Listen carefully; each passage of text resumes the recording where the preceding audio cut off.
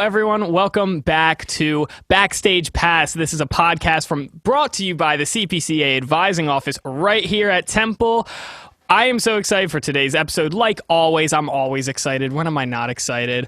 But for today, we have one of our own peer advisors again. She's a junior music education major with a concentration in voice. She is the music director for Temple's all-female a cappella group, Synchronize, as well as a member of NAfME. I told you I was going to mess that up as I started, but it's NAfME, or the National Association for Music Education. We are so happy to have Shannon Foley with us today to talk all things music at Temple. Shannon, how are you doing today?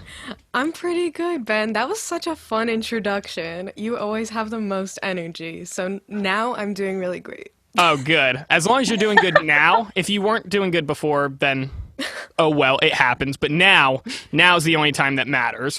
So I'm glad that you're doing well. As always, I have my co-host with me, Sarah. Sarah, how are you doing? I'm well. Thank you for asking. How are you? I'm living the dream, like always. When am I not living the dream? I'm on the CPCA podcast. We are doing it live, like it's happening. But yeah, so Shannon, as I'm sure you know at this point, this is a Temple podcast. Yes. Yeah, so we are going to be talking a lot of things Temple. First things first, I got to ask, because you are a singer and, you know, this semester has been kind of crazy with everything that's going on. So I'm curious, what is it like to participate in a virtual choir? You know, it's kind of difficult because no one's really used to it at all, but luckily I have my roommate also in concert choir, so we get to do it together and we sit next to each other and we also sing the same voice part, so it's really nice and easy. Yeah. I'm very lucky in that aspect because I don't think many other people are sitting next to their roommates, even though some other people in concert choir are roommates, but they do it on separate computers. I don't really know why, but it's so fun. It sounds really dumb if you do that. If you have the opportunity, go for it. I know. I try not to judge, but it's very fun though. It's new and different, and you know, it's very weird because yeah, for sure, it's like not at all the same. But it's not necessarily bad. It's just a whole different thing. So I've got to know then, like, is it everyone trying to sing at once? Or is it like... We're all muted, basically. And like sometimes, like, our director will be like, okay, I need an alto 2 to sing this. Shannon. And I'll be like, okay, unmute. And, we'll sing, yeah. Shannon, do you consider yourself a go-to singer in the choir? I mean... Come on, this is your time to brag. Tell me about how good you are at singing right now, right here. I'm all right. It's only my second semester in concert choir, so I don't really know why I would be the person to go to, but I do tend to get called on a lot. My section is also kind of small, and I'm probably actually the person in my section who's been in concert choir the longest, which is weird. Wow. But that's just life. Yeah, that's just life. And from what I've heard, you're a phenomenal singer. There's no question about that. So, but as we mentioned, you are a music education major, which is very fun. And Mary, who is also a music education major, we actually had the chance to interview her in the last episode. We wanted to know like what her experiences were with doing like student teaching and what age ranges she's done already. And I thought it'd be appropriate to ask you again, is there a specific age range that you really like to teach or that you really want to teach? Or is it just kind of like anybody is a singer, I'll take anyone and everyone? Well, definitely when I am trying to get jobs, I will take the job that whoever wants to give me a job, I will take it, because that's life. But, I am one of those weird people that really likes middle schoolers. Okay.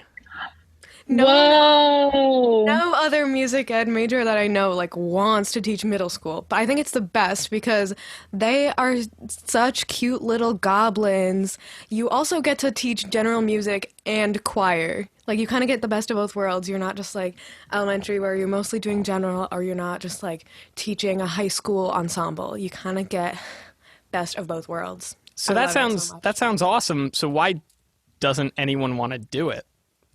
Because middle schoolers are kind of hard too. I mean, they're like adolescents at the peak of their weirdness, you know? And so Yeah. that is a challenge. I was gonna say that's pretty hardcore to go for that age. I mean, I think It of is a myself challenge. at middle school, and I'm like, yeah, you're know. so right. I was such a weird kid, weird Right. adolescent kid that was just like, I was weird. I was really weird. I'm really, I can I'm really, well, You're probably very weird, Ben. yeah, well, it do be like that sometimes, doesn't it? Yeah, I was a weird kid in middle school. I'm really glad no one at Temple experienced me in middle school. Yeah, me too. Yeah, that would have That's been nice. that would have been tragic, honestly. But it's all good. We're thriving, We're thriving. as young 20-year-olds, late teenagers, blooming into adulthood. It is what it is. So, but yeah, no, that's interesting because middle school is a very complicated age group to teach, I feel like, just because it's kids going through growth, to say the Yes. least, physically and mentally. So I'm sure it would be difficult, but that's really cool that you lean towards that age is group. so I think that's fun. really neat. As a singer, you have to practice a lot, I'm sure. I'm trying to start taking voice lessons, and it's a lot more than I anticipated. So I know that, practicing and warming up and all that, it takes a lot, and there's a lot that goes into it, and it can be very nerve-wracking at times for other people to hear you when you're, practicing, warming up, doing all that. So is there like a go-to spot, like whether it's on campus or in your apartment, in your room, in the middle of Broad Street? Like, is there a specific place that you find yourself most comfortably practicing? I mean, really a practice room, especially the third floor ones, but I haven't been on campus in maybe a month now, so I'm just in my room these days, and my roommates are also all singers, so like they kind of get it. Like, I just had my voice lesson today before this, like, you mess up, and so I'd be like, "No," and they understand, which is For cool. sure, for sure. So you said you haven't really been on campus too much, just like at all? Or like, I walk through campus sometimes. okay. I went to the SAC to get dinner for the first time all semester Wow. the other day. Crazy. Yeah, I was going to say, I went to the SAC, Ooh. I think I went a couple weeks ago, and I was not ready to walk into the main front way where like the Starbucks is, and realizing I wasn't allowed to go up that way. Yeah, it was very I know they changed everything. It was I a know, I didn't maze. know. Yeah, but it was fine. I mean, I got I food felt kinda- eventually. Yeah, I was Where'd you go? Where'd you go to eat, both of you? I got Chick-fil-A, but don't tell anyone. I know they're a terrible company, but I was craving it so How bad. dare I haven't you. had it. I haven't had it since March. shame. I'm in New York. No, Chick-fil-A is fine. You know what's You're funny? good. I've actually have never been a fan of Chick-fil-A, even before everything that came out about them. That's really interesting. And I think the reason is, and I was explaining this to someone the other day, was when I was a kid. Well, first of all, I'm the youngest of 5 boys in my family. So my oldest brother is 8 years older than me, and when he was in middle school, like elementary, middle school, that time, I was really young, not really in school, like more like preschool, kindergarten type years, whatever. And my mom used to help run lunches at my brother's middle school, and they would actually bring Chick-fil-A. So as a kid, I was able to just get free Chick-fil-A every week whenever my mom would bring me to help her with the food and whatever. So I think that's why I don't like it as much, is because I had it so much as a kid. You're And just sick of it. I didn't even know it was Chick-fil-A. Like, I didn't even know that was a thing until, like, I was in middle school. Like, I just thought, like, right around the years of, like, 2012 or something is when it, like, started as a brand. But I didn't realize they had been around for, like, ever. So I What think did you think you were eating? chicken nuggets. I don't know. I just thought, Did you think your mom was the owner and operator of Chick-fil-A? I didn't think Because that's that. amazing. I didn't think that, but I always questioned where they got the food from because I was like, man, this is really tasty. And But then you once never asked? I was a kid, I didn't care. I didn't. I just saw food and I was like, free food, all right. Yeah, I know, but once I got into high school and I started like having it in high school a lot. Once I got to college, I became very like disinterested in it. So like, I don't really eat Chick-fil-A that much unless I'm like super super hungry. So yeah, that's so a. wacky. It is wacky. Everyone judges me for it. Same thing with French fries. I don't like French fries or potatoes. Oh, no. Oh, I'm sorry. I think we have to end the Zoom call right now. Well, thank you guys for joining us. I just ruined the episode, and so we will see you all tomorrow. As always, my name is Ben, and we are Backstage Pass. My God. We will see you later. Yeah, no, I don't know. Potatoes just have never been my thing, as weird kinda as it wacky, is. Ben. It is. I'm a kind of Did you wacky also person. have like too many potatoes as a child? No, I just had never been a fan of them. I don't think. Potatoes are like my main food They're very group. good. I hate to say it, but they're my main food group. I think don't that's a blame lot you. of people, though. A lot of people love potatoes. yummy. You know, mashed, totted, fried. All However, kinds of potatoes. All kinds of potatoes. You know, at NAfME, they used to have that be the icebreaker question. Like, what's your favorite form of potato? And people would have the craziest answers. Like Oh my very God. specific. Like smiley fries. Gnocchi, which is my favorite. I've always other forgot stuff. that Smiley fries. smiley fries were I awesome. forgot about those. I always forget that. I know some people pronounce them yonki. I pronounce them yonki. I'm not alone there either. There are more people like me, I promise. But I always forget that they're made out of potatoes. But they're so good. Can you say again how you pronounce that? Yonki? Yeah, can you? Yonki? Yeah. And again, we're going to end the gonna episode for lose it. today. Thank you guys for joining me on Backstage Pass. Oh my god. That is funny, Ben. I told you I was a weird kid. That's why no one Funny should have guy. ever have seen me in middle school. I was a weird kid. Obviously. You just mentioned NAfME. So what exactly goes on at NAfME or within So- NAfME? At NAfME, basically, we meet. It's a bunch of music ed majors, and we meet pretty much every other week, and there's different speakers at every meeting. So a lot of times it's like faculty, like Dr. Dilworth, who's now the vice dean of CPCA. He comes and does a presentation every semester. He's the best. And we also get a lot of guest speakers to just talk about different topics in music education that aren't necessarily covered in our classes. Because, you know, even though we're taking pretty much 18 credits a semester, like, there's just still more to learn that, like, just cannot be fit in our curriculum. So it is an amazing experience for any music ed majors out there watching. Come to NAfME. It's not too late to join. There's probably an email about it in your inbox from Dr. Reynolds, so come, because you'll learn a lot. I'm not a music education major, but I must say I'm intrigued to just show up now. I'll send you the Zoom Neither am link. I, but we might come. I'll send you guys the link. Yeah, Is there food? it's on Zoom. So if there's food in your house, then yeah, there's food. Let's go! All right, cool. I'm bringing a whole buffet with me. Very I'm cool. usually eating during NAfME nowadays anyways, because it's on Zoom and Yeah, it's exactly. at 7 p.m. on Wednesdays. I'm going to eat dinner. Exactly. You might as well. Exactly. Especially if it's right at your disposal in your Yes. place, like, might as well. Duh. Dinner. But you are a peer advisor. Yes, I am. You are. I know that because I work with you. And so, Are you sure? I don't know. Are you sure? well, I don't know. Can you show us your credentials? Do you have your badge? Yeah, Ben. You have your badge? Oh, you're talking to me. I thought you were talking to Shannon. Oh, no. I got to go. It's good being here, guys. Oh my God. Bye, y'all. Good. Oh my goodness. You're set up. This is Comedy Central now. Yeah, welcome to Comedy Central. We're premiering our first episode there this Friday night. yes, we work together in the advising office, which right now is virtual, but in normal times it would be in the advising office.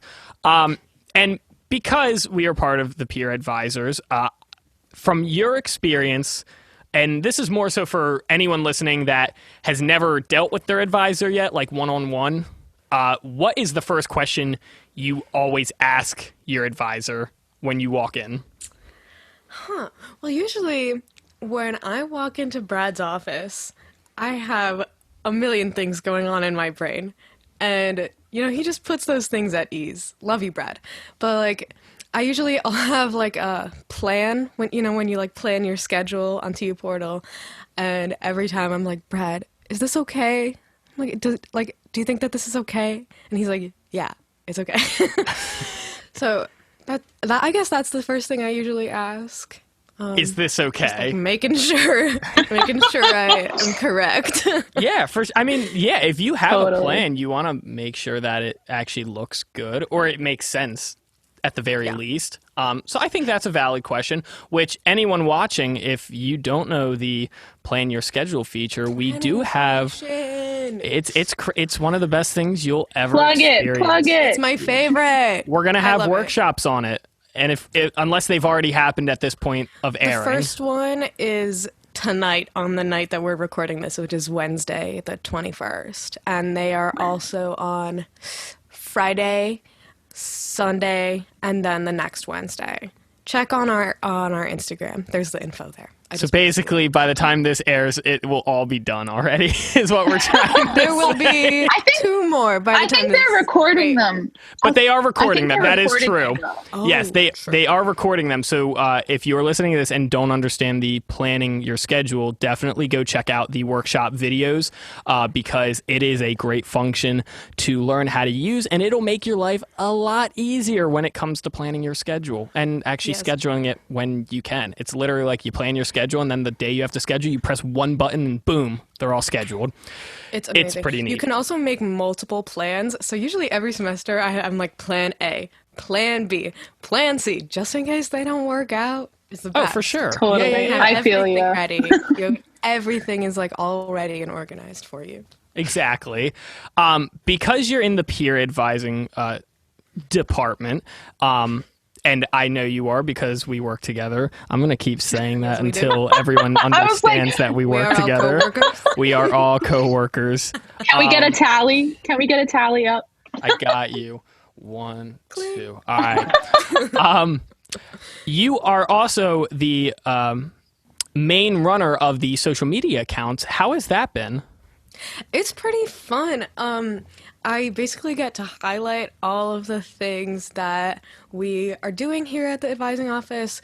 Recently, I've been encouraging people to meet with their advisors and come to the workshops and stuff like that. And we also get to feature new students and also peer advisors and all the advisors. And so Maggie really takes care of all of the advisor and peer advisor features. She's the best. She also works with us here at the advising office. She's our coworker. We love Maggie.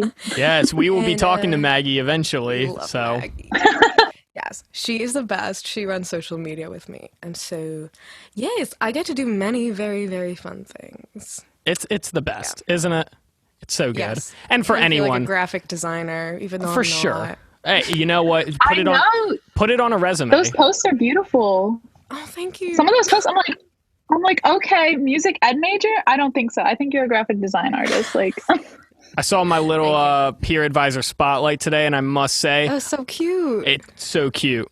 It's so cute. so good. Maggie did it. Oh, she's the best. Yeah, it looks great. cute. So everything that's up on there looks great. And if you're listening to this, you probably already follow the CPCA Instagram and Twitter account or whatever accounts we have.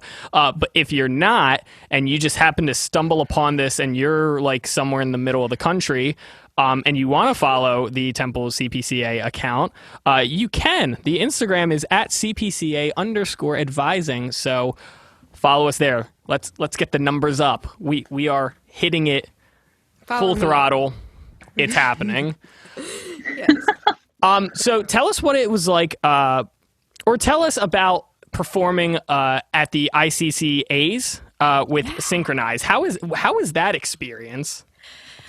The ICCAs are so very fun. It is a very intense process because you have to apply for the ICCAs in the fall before they even happen, and they happen kind of in the spring semester. Okay. And so you get in, your group like decides what you're gonna do. You have you have to arrange all the songs, vote on soloists, learn all the songs, and this year, actually, Synchronize brought in a choreographer, Peyton. If you're out there watching this, I miss you. Mwah. He's also a Boyer alum. He was a dance major. He just graduated. But yeah, it's a very, very fun, but very, very intense process. Lots of rehearsals. And also, as music director, I did a lot of jobs. I was literally just about to ask, as a music director, do you take on all these different responsibilities, or do you split it up amongst certain people to do certain things, or how does that work? Yeah, well, in the spring, actually, I had a co-music director, Gia, also a Boyer, music therapy major. Woo! She's the best. So in the spring, we were co-music directors, so that was really amazing. Gia and I probably have like opposite strengths and weaknesses, so we went together perfect and got to share responsibilities. Now she's the president of Synchronize. Mwah. But Gia and I arranged the set together, so we picked out all the 3 songs as a group, and Gia and I arranged them just on Note Flight, and we led rehearsals. We were in contact with Varsity Vocals, who runs the ICCAs, just about the sound and all of those technical things. It is a lot of work, but it is the most fulfilling thing in my life. I love to pour my heart and soul into Synchronize. It's the best. That's the best. That's amazing. Yeah, I love seeing like just full passion for stuff like that. That's really cool, actually. Like that makes me want to like Totally. just be there and witness it all happening, because honestly, it's cool to see the final outcome, but it's cooler to see how you get there, I think.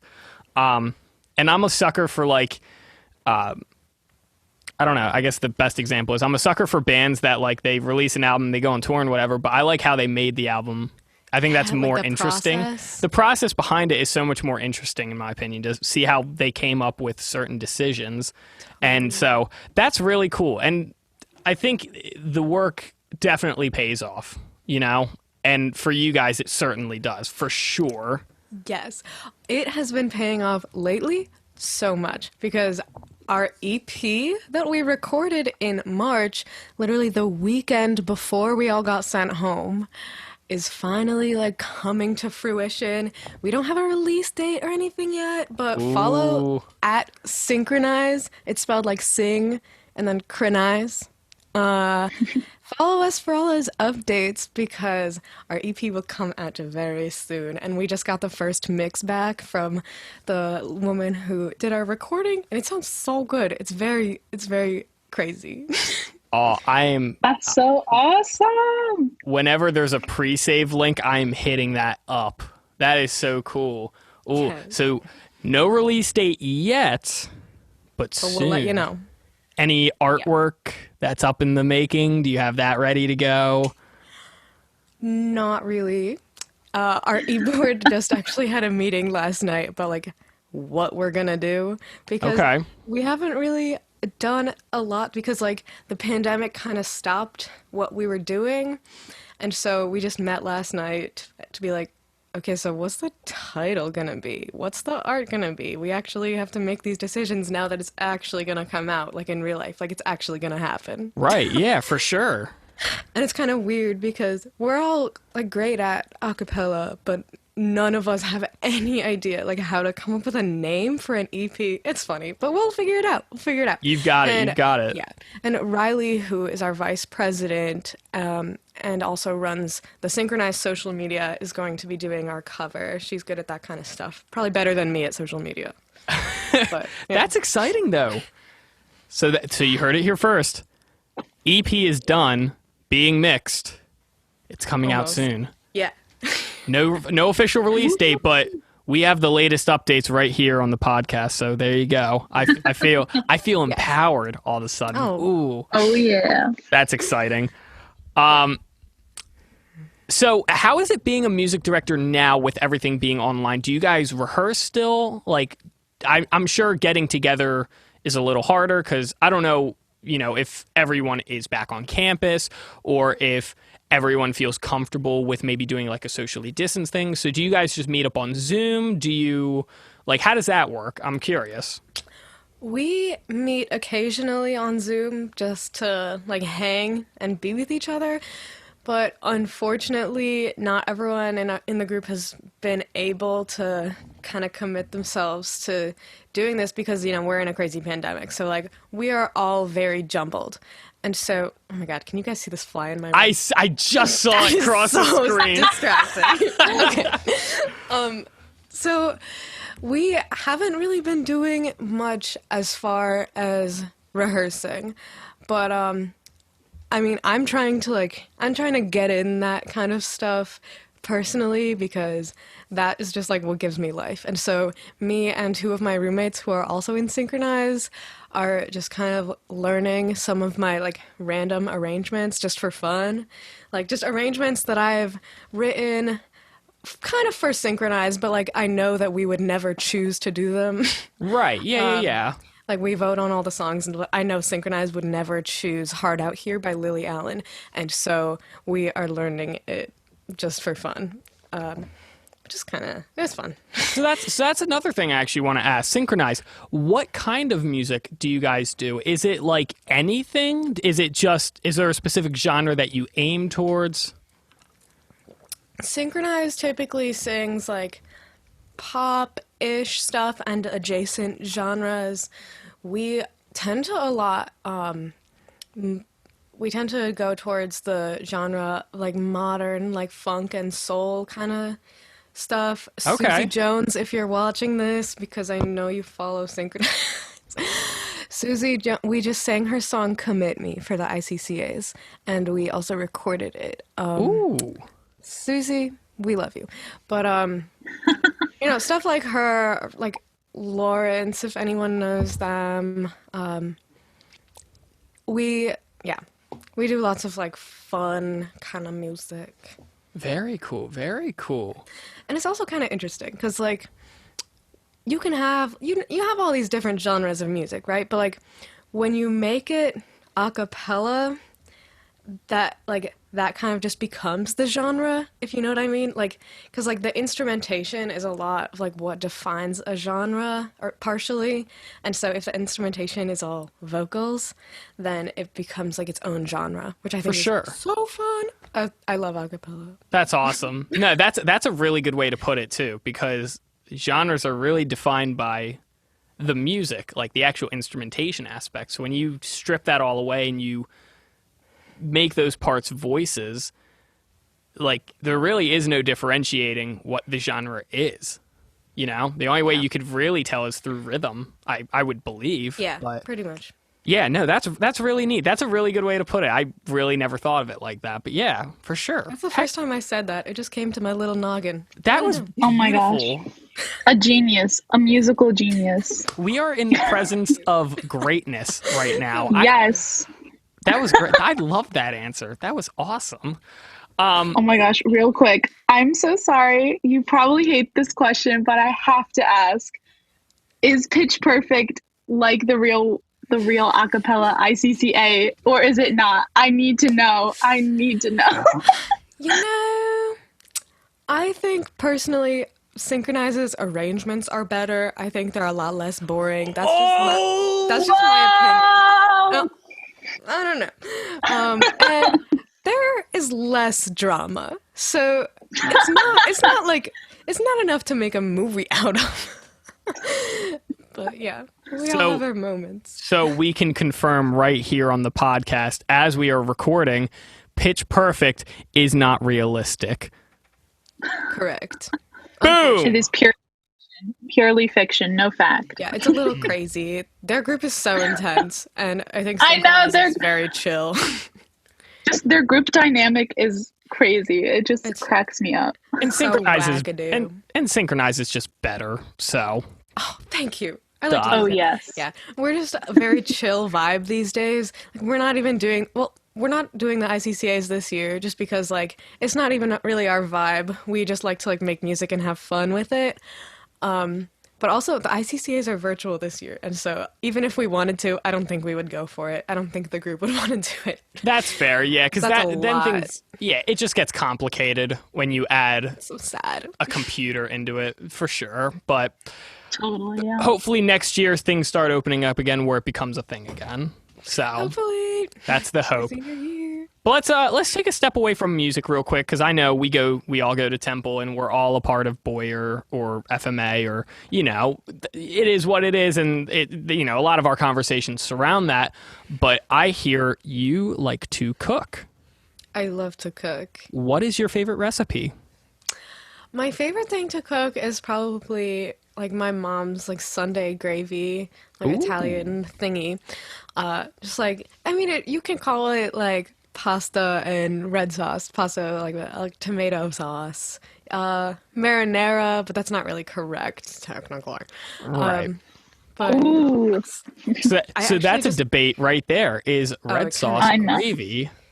I know. I mean, my family calls it gravy, which I know it's not like gravy, but like generations ago, Italian Americans were like, oh my God, we need to assimilate to these Americans, so let's just call our stuff gravy, and then we'll seem like so American pie. I don't like, so that's why some people call it gravy.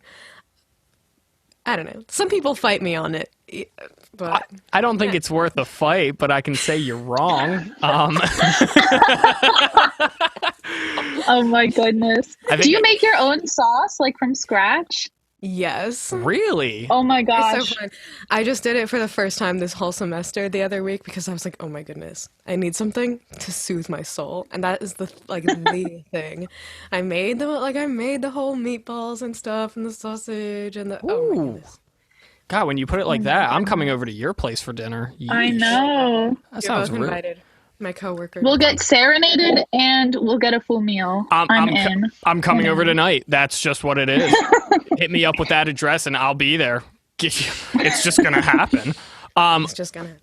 So, do you make dinner usually like for your roommates as well? Do you make it for a lot of your friends, or is it something that you take pride in for yourself and you're the only one that can experience it? Like, what do you like to do?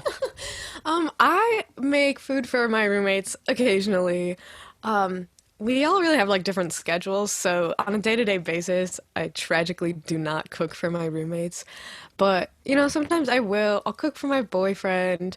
And I also I also recently finally made sourdough bread. I know like everyone has been like up with this sourdough bread since For the sure. pandemic started. I never really got on that bus, and finally I have gotten on that bus. And so I am the bread provider for my household. We haven't bought bread from the store in a little while because I just make it. That's awesome. It's Oh so my fun. goodness. Oh, It's that's fun the stuff. best. For your friends that do get to eat your food and what you make, what is their favorite usually? Oh, that is such an interesting question. Huh. Oh my goodness, I never thought. I guess I should think about that more. She has been stumped. She has, Feeding in the other fact, been people. stumped. That's it. Sarah and I are officially the judges then. That's just what it comes down to. I'm pretty good at making mac and cheese. I think everyone likes that. That's like a crowd pleaser. Ooh. I don't know. Ooh. I don't know. Do you have like your own like special little thing that you put in them? Like I know some people do like the breadcrumbs. Some people are bold and put like vegetables. I don't know. That's kind of crazy. Well, the other day, actually, I made a mac and cheese, right? And I don't typically like put it in the oven and do all that stuff with the breadcrumbs or anything, but I had this like genius little idea in my noggin that I would top it with goldfish, like crushed up goldfish. Wait, what? Whoa. Did you in do place it? That of the sounds breadcrumbs. amazing. Yes, I did it. Yes, I did it. It was Was just it good? It was delicious. You guys have to try it. That So- sounds so. It's like breadcrumbs, but like cheesy It's like breadcrumbs. extra cheese. It's perfect. And I love goldfish. They're Whoa. Me the too. best. Me too. Now, really great. like just regular goldfish or like the extreme cheese goldfish? I was gonna Just say, like yeah. OG. Which OG. goldfish. That's fair. I mean, I love extreme cheese, but I feel like that would be kind of be too cheesy a in lot. mac and cheese. That'd be a That lot. would be Cheese. very overwhelming. I don't even like the like extreme flavors. I don't know why. They taste weird to me. Oh, I me love too. them. Me too. Another super off topic. Another way in which I'm weird. I'm not a big fan of just straight cheese, which is weird, but you know. I mean, me neither. You Like, are I don't. coming at my 2 food groups today, and I'm very upset. I'm very upset. We are learning so many new Potatoes and things cheese. today. No. Yeah. Ben.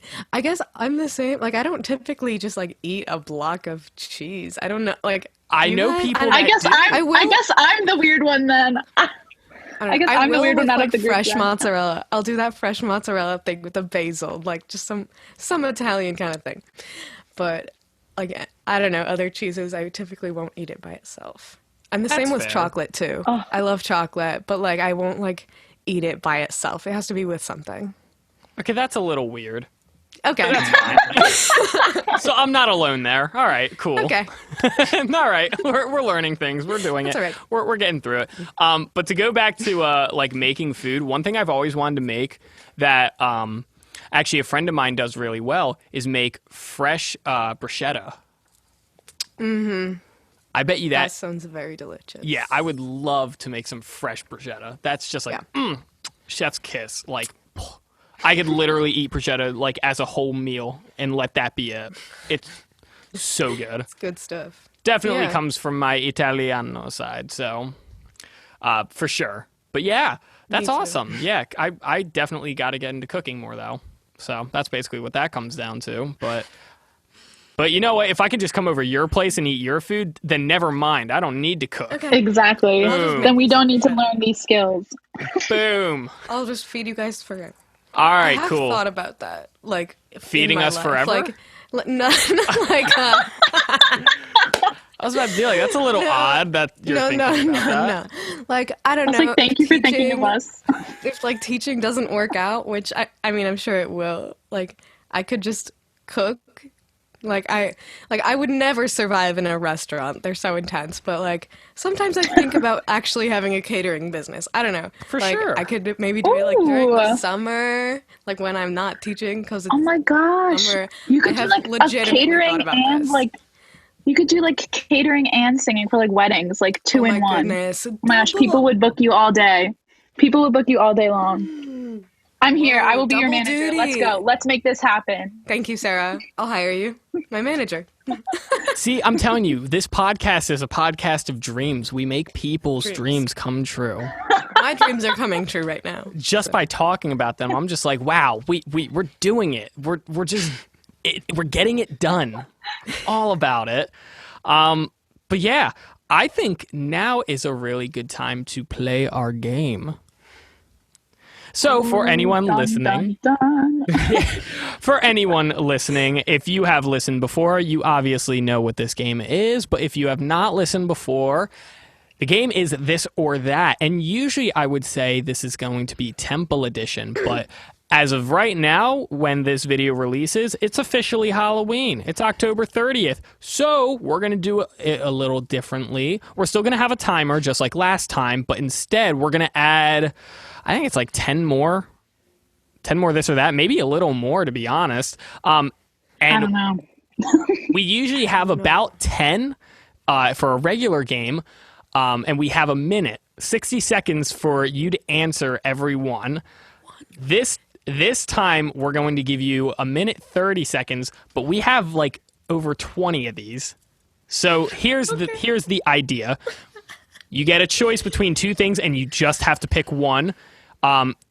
And that's where the kicker is. You cannot pick the other. You only have to pick one. And we will ask you to explain yourself afterward if we need to. But the idea is to go through as many as possible. It's like rapid fire, get to know you, Shannon, kind of thing. So go. I'm going to get my timer up. I have Sarah? a question for you, Shannon. Yeah. Do you want a couple temple this or that, or do you want to go whole spooktacular Halloween? Oh goodness, it's up to you guys. I say we do The both. hosts. Let's do Both? both. All right, I like a I'll variety. give you a little taste of each. Yeah, that's I'll start right. you off with a couple temple, and then we'll go spooky times. All right. So I got a timer ready, and Sarah is going to take reins on asking you the questions. Remember, the more you think about it, the less time you have. All right. So ready, set, Ready. go. All righty. Coffee or tea? Coffee. Saxby's or Richie's? Saxby's. Wawa or 7-Eleven? Wawa. Soprano or alto? Alto. Tenor or bass? Bass. Ooh.